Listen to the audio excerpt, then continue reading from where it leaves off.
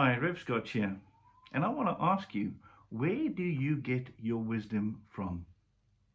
We all need to have sages who speak into our life, whether it be through books or videos or through relationships.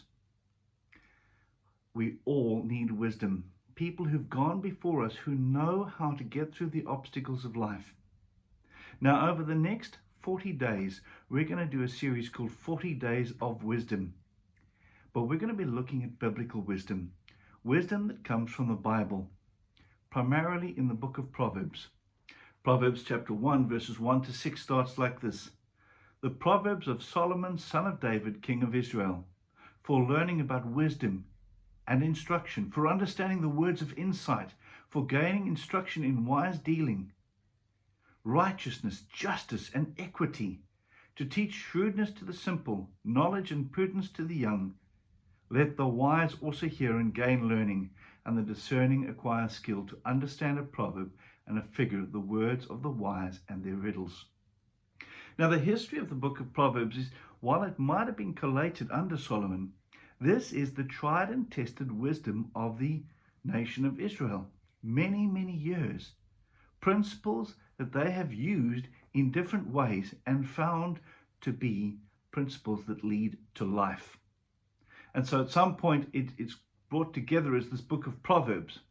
And what I find really interesting is when I see the wisdom that's coming from the world, many of it is just biblical proverbs repackaged in a different way.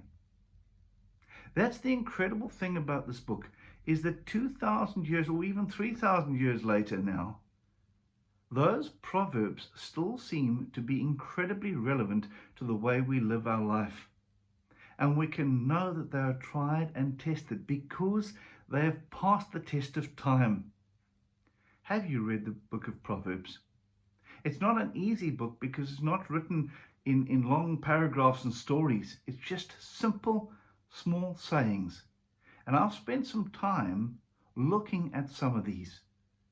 And I'm going to try and unpack one each day so that you can reflect on it and apply it to your own life. Now, the truth is that Proverbs is not the only book of wisdom. In fact, in the Jewish Bible and the Christian Bible, there are a number of books that are part of this, including Proverbs, Psalms, Song of Songs, Ecclesiastes, and others.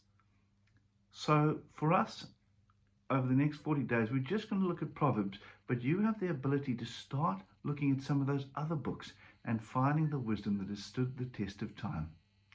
God bless and have a great day.